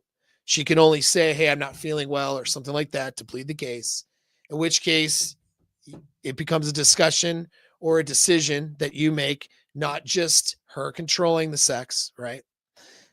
She's responsible for pleasing you, making you happy. She's an understanding of that in the relationship. And she's just not in charge of it. You are. How many of you know what it's like to have that relationship? If you haven't, I suggest you make that a standard for your relationships. It changes everything up quite a bit, but most men don't know how to do it, and maybe don't have the courage to do it. You know what I mean? Most men will say, oh, I've had that before once, 3 years ago or 5 years ago with this girl I was dating, which tells me that you're only doing it at the whim of the girl. In other words, you're not setting the frame. So I'm not trying to confront you guys and make you guys feel uncomfortable. That's a difficult wall to breach, because women are socially conditioned to control the sex at all cost, otherwise at penalty of death. And anything else besides that is considered like, people will treat you like you're somebody who sexually assaults other people or something. You know what I mean? Like you're some sort of abusive person, because if she's not in control of it, then you must be abusive, and that's how we know. That's how we know that we're in a female centered narrative, right? But try it. Try it, right?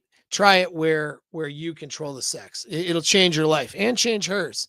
She will have a much better time, guaranteed, when she has off the table, and you also, both of you, have off the table the use of sex as a tool to have power over the other person.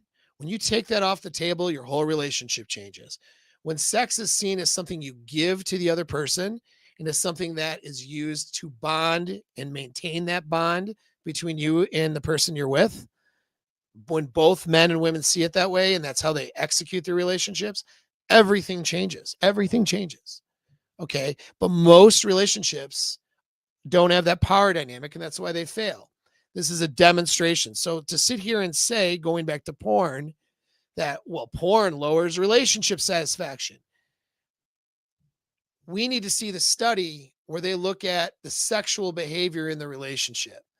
Because I bet you what you're going to see is that porn use is directly correlated. Well, we do see the porn, because that data is there, that the porn use is directly correlated to the lack of sex in the relationship.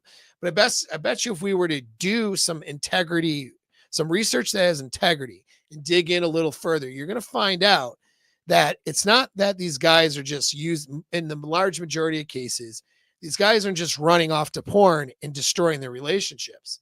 The woman stops having frequent or enthusiastic sex with them. That's what happens. The sex gets cut off and the guy goes to porn. That's where it's at. And until women are willing to talk about that part, they can shut the fuck up about the porn use. Leave that up to guys like me. I will tell these guys, don't use porn. It's bad for you.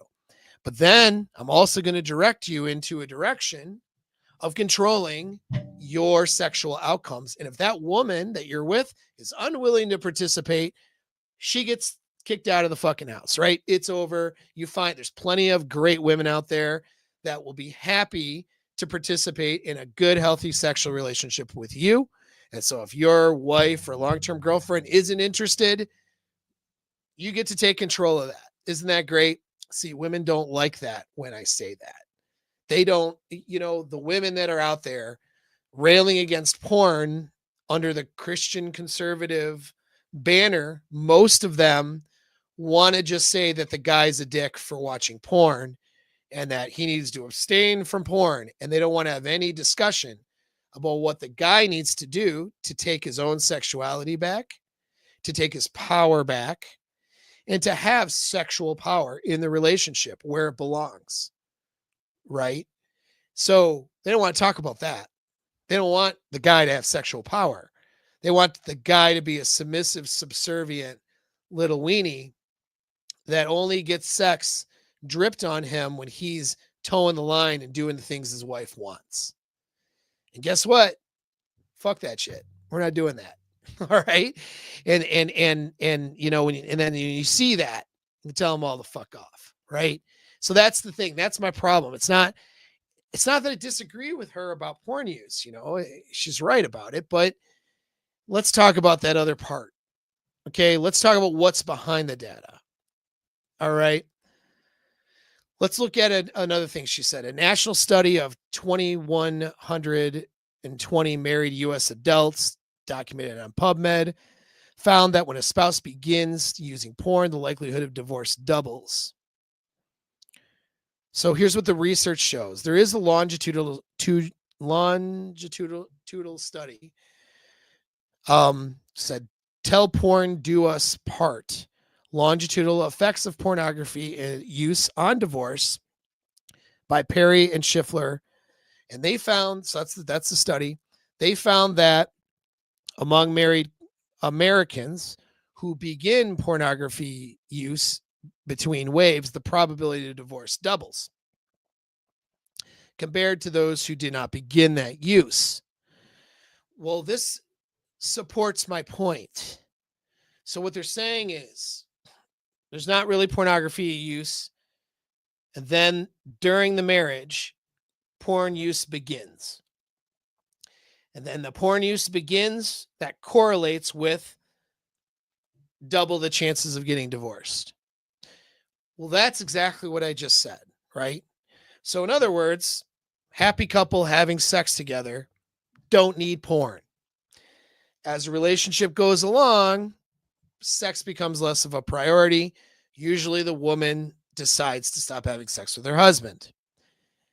The guy is unequipped to handle it, doesn't have the tools or skills to maintain the standards of a high sex drive relationship and how to seduce her differently now that you're a few years into the relationship, how to handle that. Like, they're just, the couple themselves, the guy and the girl, they're not equipped to maintain a healthy sexual relationship long-term. No one taught them, right?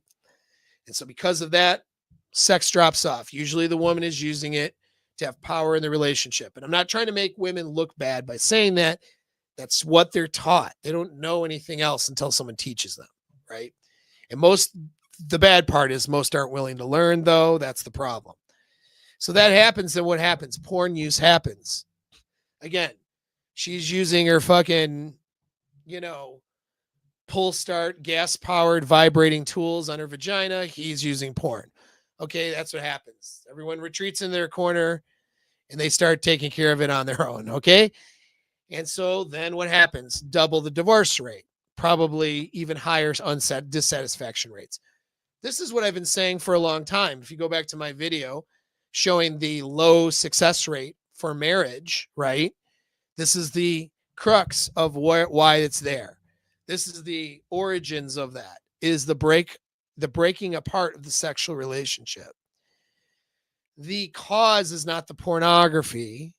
The cause is the relationship and the sexual relationship itself breaking up. And again, we're not doing a deep dive into what women are doing with their vaginas and all the tools and tricks and things they're using on their clitorises, right, to get their needs met outside of their husband, and then saying that's destroying the relationship. No one's doing that.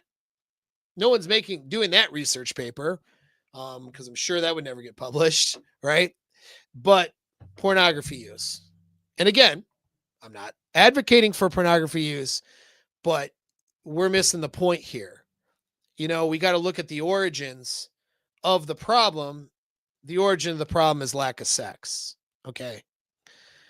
So that nuance isn't included in the little tweet. It's my problem with it. She's not wrong, but we got to look at what's behind that. You know what I mean? And so here's an interesting claim. Porn fuels exploitation, trafficking, coercion, and more than 88% of mainstream porn scenes include physical aggression towards women. Okay, so first of all, the research shows that women who watch porn prefer to see physical aggression towards women over men. So it's statistically higher that women are the ones who are wanting to see the physically aggressive porn again on women. Women like to be banged, okay, in a dominant way, and to be, taking control of in that way. And that leads to what could be labeled by researchers as physically aggressive. Understand, a lot of people have physically aggressive sex that the women enjoy because it's consensual. So physically aggressive sex and physically aggressive towards women isn't necessarily a bad thing if it's consensual and that's what the woman wants. Most of the time, that's what they want. So most of the search histories of women watching porn involve physically aggressive porn. Because understand what a researcher will say is physically aggressive. You know what I mean?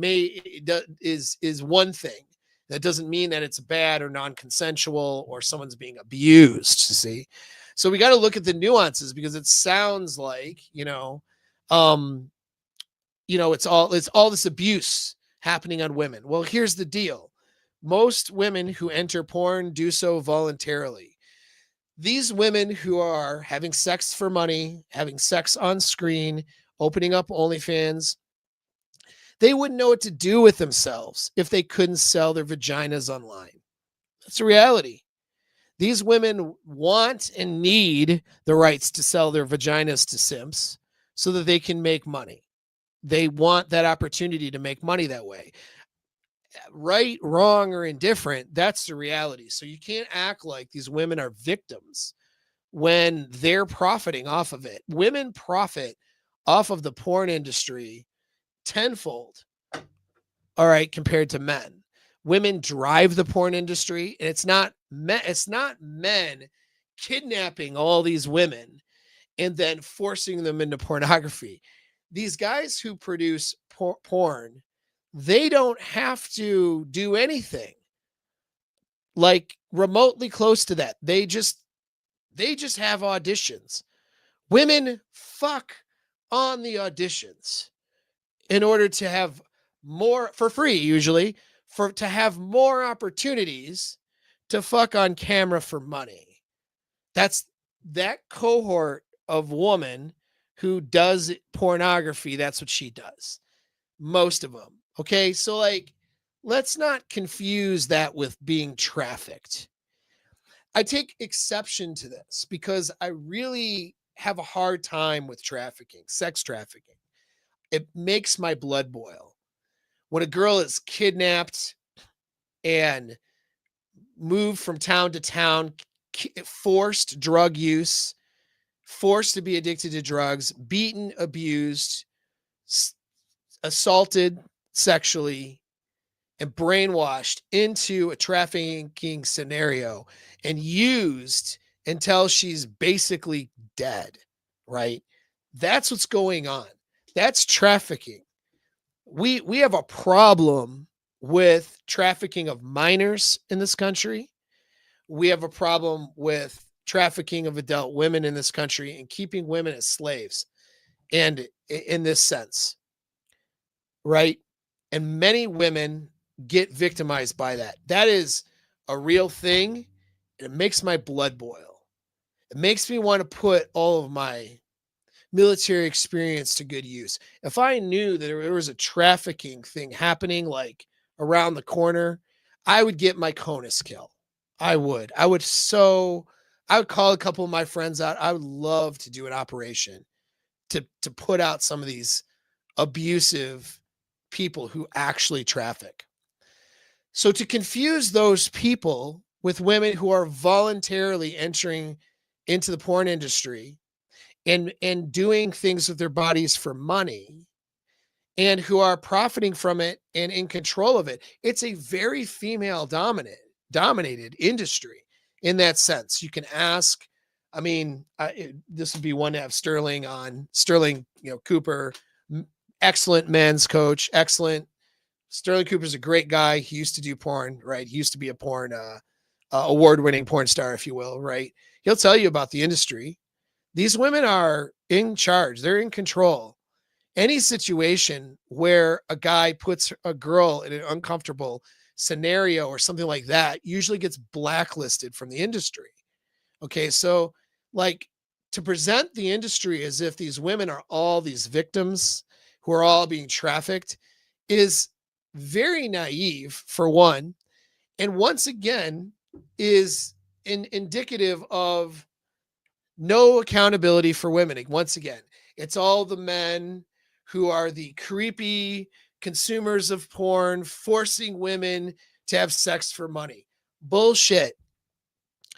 Look at how many of these girls have OnlyFans, show their asses on Instagram, do outright pornography with production companies, make more money than a guy can make. Most of these guys, showing up to work every day, right? Whatever they do, pouring concrete for a living, whatever, make a fraction of the money of these girls selling their vaginas. And these girls know it, and they would never trade that for the world. These girls would not go pour concrete for a living for pennies on the dollar, knowing that they could just, sell their vagina online and make the same amount of money in a few hours that guy makes in a week. They would not trade those things. Now, there's a lot of women not making money in the industry too, but they're trying and they're doing it voluntarily. So this whole thing about women aren't responsible for themselves and, porn is bad because it's all these women being trafficked, that's bullshit. Okay. The reality is, though, there are women being exploited, trafficked, and coerced. That's a smaller subcategory that needs to be treated differently and with violence. Really, if somebody is in that environment, having that happen to them, we need to go after that and fight against that with a high level of violence. But all pornography does not fall in that category. And it's insulting to these women and these victims to say that it is. It's insulting to equate some woman who is kidnapped when she's 14 years old as a kid, forced into prostitution and pornography and sex work, forced into that by, human traffickers, right? To equate that girl with somebody who shows up to an audition and decides to fuck for money and make, $100,000 a month, I'm sorry, that is immoral. So all these Christian conservatives want to equate the two. Think about what you're doing. You want to morally grandstand right there? That's the most immoral thing I've heard of to date. Okay.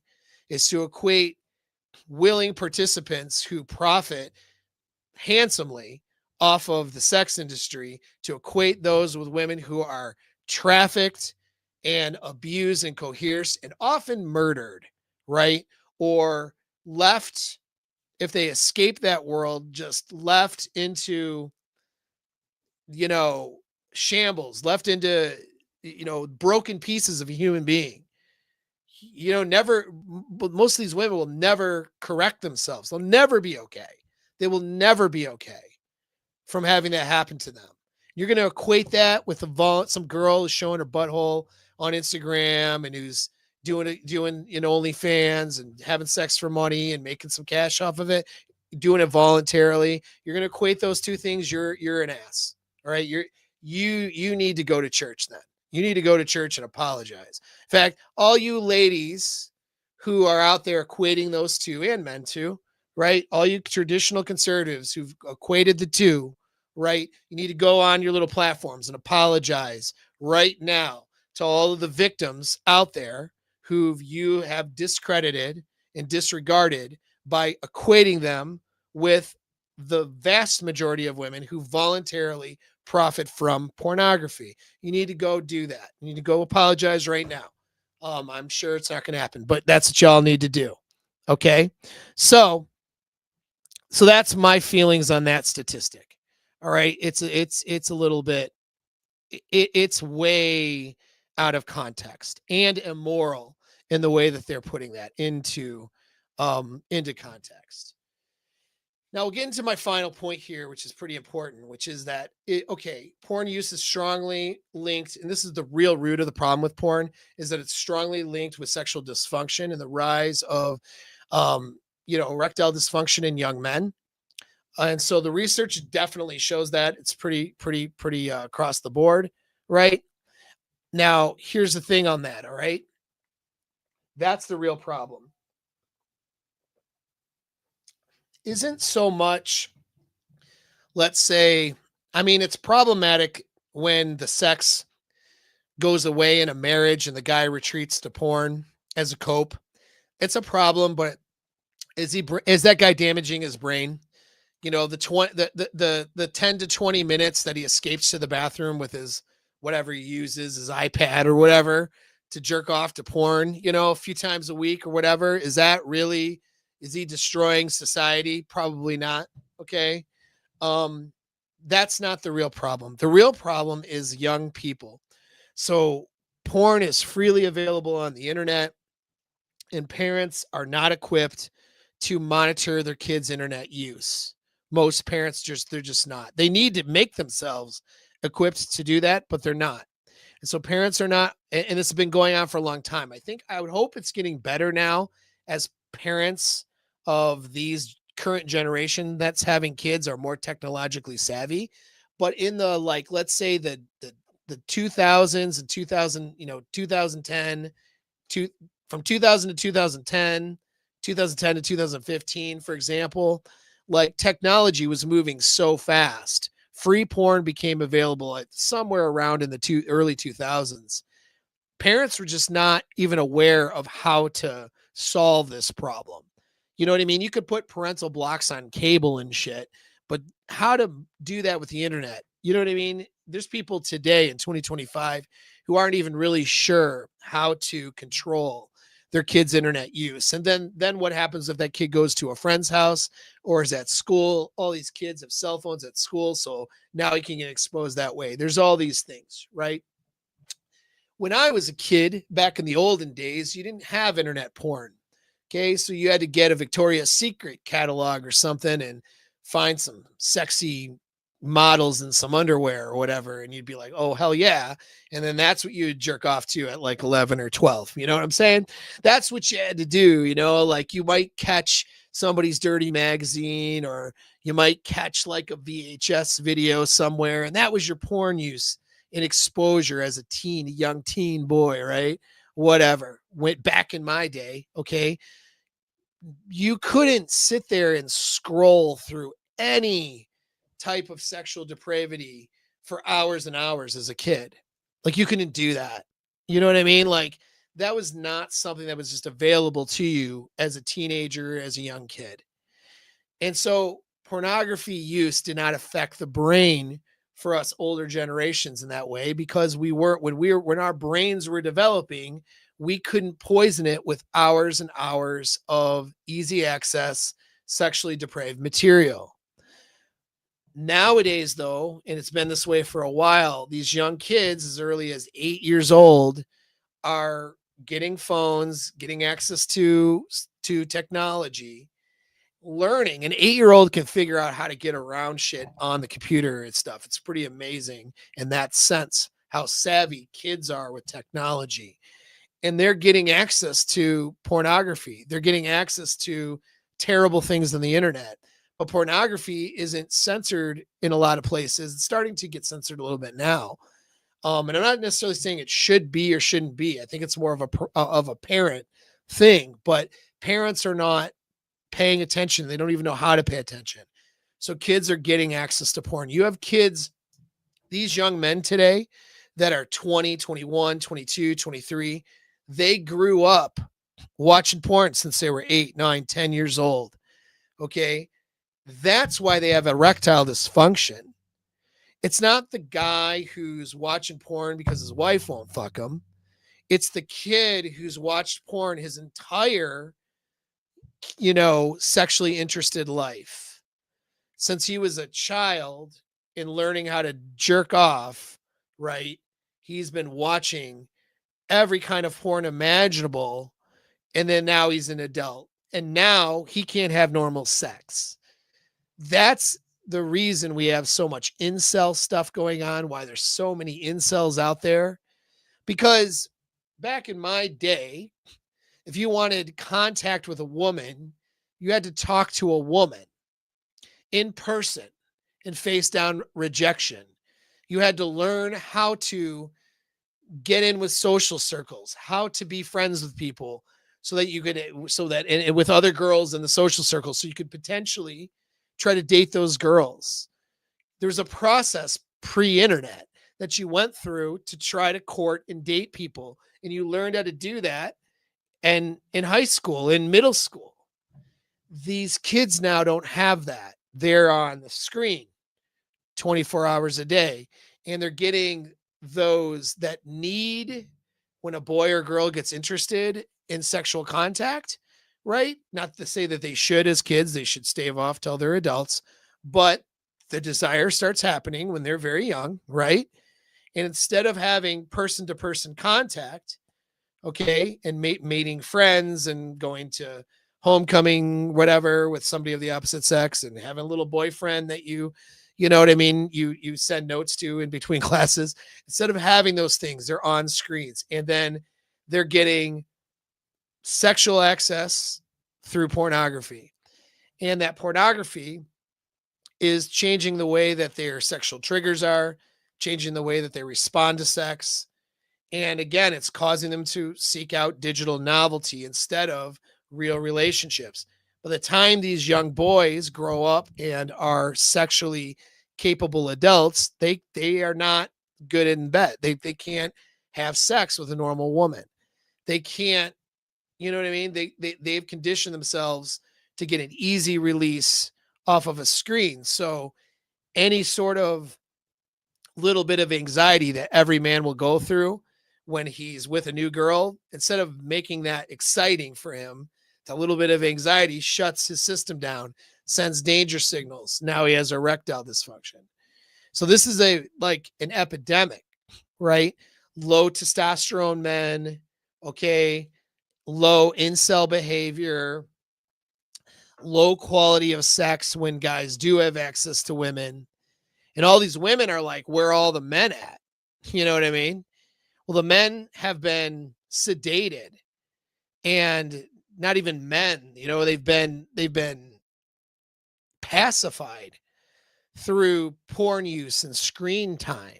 That's what's gone on. So that is the real danger. The real problem of porn isn't the husband is watching porn because his wife won't bang him. That's not the real problem. You know what? That's a solution that's real easy that none of these women on the internet want to talk about, which is just have sex with each other. Have sex with your husband. Your husband's retreating to porn. Cool. Tell him to watch, tell him to keep watching, and then go ahead and go down on him right there while he's doing it. Why don't you try that? Spice things up a little bit, right? Well, that won't that doesn't enter their brains, because that would mean sexually serving the man that they're with and making him happy, and that would, in their minds, take away their power. So you don't have that conversation. The porn use in marriage problem is an easily solvable problem, and women hold all the cards to solve it. Really, they do.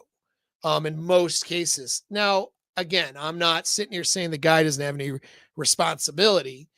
I think if you're a man, you shouldn't be retreating to porn. You should be working on the problem of sex in your relationship.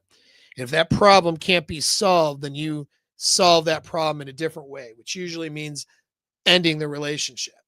Okay, that's my recommendation to the men. But the ladies have the very easiest solution right at their fingertips. They really do. So that to me isn't a problem. The problem is all of these young people getting access to pornography, and that is what's neurologically changing the brain. That's what's causing the addiction, because when you're getting that access that young, your brain is still formulating, it's still growing. And so now the brain grows and formulates around excessive porn use.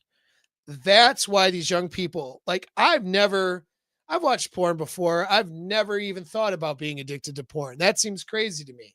I can't remember the last time I watched that stuff. Why? Because I have a girlfriend and we have a sexual relationship. You know what I mean? Like when you're having sex, you kind of like don't need that. It's kind of a weird, to me, that's weird. But I hear all the time men in coaching, men who send me messages, young men in their 20s with this problem all the time, addicted to this pornography. It's like they can't get off it. It's like a compulsion. I'm like, the quickest way to get off of it is start talking to women and start having sex. Right? Like get in a sexual relationship. What are you doing on porn? That's like a big hurdle for these guys to overcome, because they didn't grow up like I did. They didn't grow up with like, okay, if I want contact with a woman, I got to go talk to women. You know what I mean? They grew up retreating to screens with a very realistic stimulus for the brain and with that easy access to pornography. They grew up conditioning their brain to respond sexually to porn, making it more difficult for them to breach the hurdle of facing rejection and talking to women. They don't even know how to be attractive to women. Like you learned how to be attractive to women when you were young back in the 90s and prior to that, because you would get ridiculed if you did unattractive things. I know I did plenty of unattractive things when I was a young man, young child, got ridiculed, stopped doing those things. It was fine, right? It was all good. Okay. They'll let you know if you're awkward or if you're this or you're that, or if your shirt looks stupid or if you smell funny. I didn't really have problems with smells, which is kind of nice. I don't know. Genetically, I think I have a good smell, but you know, I might wear some clothing that gets me made fun of. What do? You just don't wear that clothes that you find something else to wear. You know what I'm saying? Like you try to do something to be cool and then girls and guys ridicule you. Yeah, you figure it out. You know what I mean? And you do that because you don't just have porn you can retreat to. You don't have the internet to retreat to for your social interactions. You like, ooh, I made myself look silly socially. Time to solve that problem now so I don't look like a dork tomorrow, you know? And that was just how it went, you know, and that's how it's gone throughout the entirety of history until the early 2000s when everyone outsourced social interaction to social media and pornography. And young kids have been doing that now for decades. That's the problem. This is the root of the porn addiction. This is the root of these dudes who just are like addicted. I can't stop watching porn, man. Like, and I haven't had a girlfriend in 3 years and I can't stop watching the porn. Like, can't stop jerking off. Maybe I need to join a support group and call it NoFap and lie to myself about testosterone levels or something, right? Just like all these crazy copes now that you have, this is all stemming from kids starting porn use, nobody checking them, right? Nobody like stopping them, and them doing that for years and years and years. And it sucks. And you listening to this, guys, there's guys right now listening to this stream who've done that exact thing. And all I have to say is, like, I know I sound like a broken record, but you need to get around other men who are motivated to do something different than that and start having real relationships, start dating. Okay. This is why you can go to the community and start saying, like, tell your story, be like, hey man, like, I'm looking to get out and talk to some women, start having some dates, get into a healthy relationship. I haven't done it in a while. You can even be honest about your porn use there. That's fine. No one's going to ridicule you in my community for it. We're going to hold you accountable and call you out if you're stupid, but that's for your own good though. Okay. That's not like to make you sad. All right. It's to make you better. And so that's what you need to do if you're that guy, man. All right. Cause that's the real epidemic. The real epidemic is children getting involved with pornography, and it's particularly harmful for the guys. So that's another thing. Like, guys and girls are not the same. You can watch Kindergarten Cop. All right. And that kid in Kindergarten Cop who says boys have peepees and girls have vaginas. He's right. That little kid got it right. Okay. A lot of you guys, a lot of people in 2025, adults, get it wrong. All right. But boys and girls, they're not the same. And that means our brains are wired different. And one of the things we know that, for example, excessive promiscuity is more harmful to a woman and her developing brain and her relationship outcomes than it is for a guy. That doesn't make it okay for a guy, but I'm just saying, if we're going to talk about damage, women being promiscuous, more damaging than men being promiscuous. But we flip that around when we're talking about pornography, okay? Porn use is more damaging to a man's brain, it would seem, okay, than it is for a woman and her outcomes. So, in women, 1/3 of women out there watch porn now. So, it's not like a rare thing. A fair amount of women watch porn, okay, just like the guys. But sorry, guys, that woman growing up watching porn, it's actually less damaging to her sexual outcomes than it is for you. Okay, it just is. It just is because of our brain wiring. And I would take another hour of discussion for me to explain the reasons why. But because of the way our brains are, it's not good for a guy. It's not good for his sexual performance. All right. And so, and for women, it's less of a consequence, just the way it is. But this addiction problem we have with pornography stems from childhood use. That's the real problem. Most adult men who weren't developing an addiction as a child aren't addicted as adults. They may watch it just like a casual drinker might have an occasional beer. You know what I mean? Hell, a casual drinker might have a drink or two every single night and still not be addicted to alcohol in that way. There's a casual porn user due to a circumstance is not the same as somebody who's heavily addicted to pornography. The heavy addiction usually stems from childhood use. That's that's where the epidemic, that's where the problem lies. Okay. And so those of you who have done this to yourself, some of you guys are younger than me who grew up with porn and you've done this to yourself. We have to unravel and change and recondition the brain. That's one of the things I'm an expert at. So you can get in my community and we can talk about some things you need to do in order to rewire your brain over time so you could have healthy, better sexual relationships and not have this porn addiction. For the rest of you, though, you're probably not addicted. It's probably just a sexual access problem.